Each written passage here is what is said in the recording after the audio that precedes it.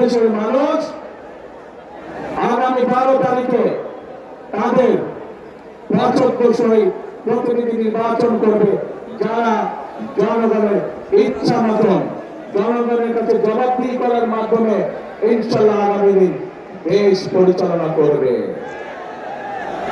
কিন্তু প্রিয় ভাই বোনেরা, 5ই আগস্টের পরবর্তীতে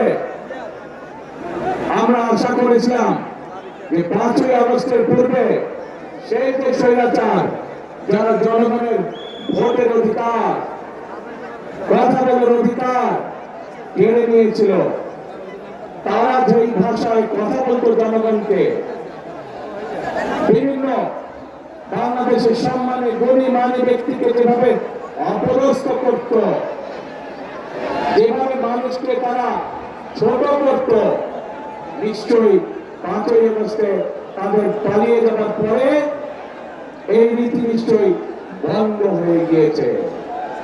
কিন্তু দুঃখের সাথে আমরা খেয়াল করলাম যে এই রীতি বন্ধ হয় নাই। একটি রাজনৈতিক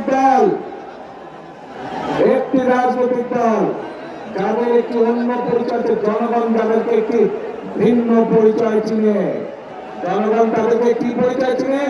গুপ্ত পরিচয় চিনে, গুপ্ত পরিচয়। আপনারা চিনেন কারা তারা গুপ্ত? বাংলাদেশের রাজনীতিতে কারা সেই গুপ্ত? চেনেন আপনারা, আলহামদুলিল্লাহ। প্রিয় ভাই বোনেরা, বর্তমানে বাংলাদেশে নতুন জালেমের আবির্ভাব হয়েছে। এই গুপ্ত সংগঠনের ব্যক্তিরা নতুন জালেম রূপে আবির্ভূত হয়েছে বাংলাদেশের মানুষের কাছে। কেন?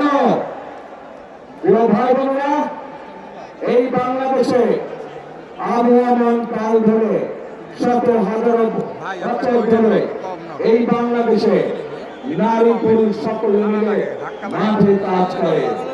বাংলাদেশে যেমন কৃষক ভাইরা কাজ করে মাঠে, একইভাবে আমরা জানি বাংলাদেশের বিভিন্ন প্রত্যন্ত অঞ্চলে কৃষকের বোনরাও তারা মাঠে কাজ করে। প্রিয় ভাই বোনেরা, শুধু মাঠেই নয়, বিভিন্ন কল কারখানায় আমরা দেখেছি আমাদের মায়েরা, আমাদের বোনেরা, আমাদের নারীরা তারা পুরুষের পাশাপাশি কাঁধে কাঁধ মিলিয়ে কাজ করে। তারা যে গার্মেন্ট শিল্প নিয়ে সমগ্র পৃথিবীতে আমরা গৌরব বোধ করি, সেই গার্মেন্ট শিল্প টিকিয়ে রেখেছে এই দেশের নারী সমাজ, এই দেশের মা বোনেরা।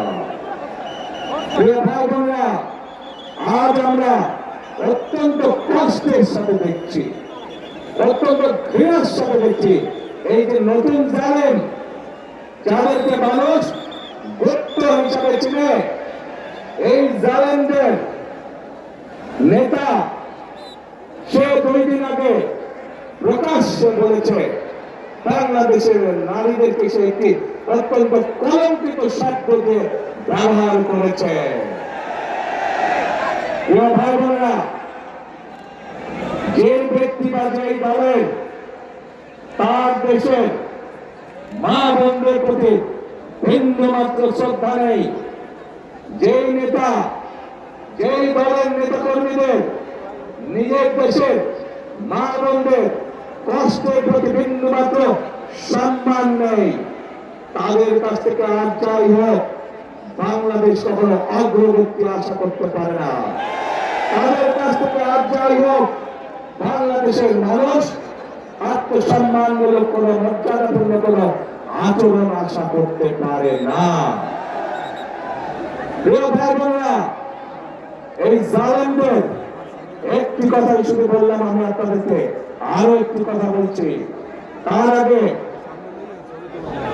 বিবি খাদিজার সম্পর্কে আপনারা জানেন না? আমাদের প্রিয় নবী করিম সাল্লাল্লাহু আলাইহি ওয়াসাল্লামের স্ত্রী এই বিবি খাদিজা, উনি একজন কর্মজীবী মহিলা ছিলেন। ওনার নিজের ব্যবসা বাণিজ্য ছিল, যেখানে নবী করিম সাল্লাল্লাহু আলাইহি ওয়াসাল্লাম নিজেও কাজ করতেন।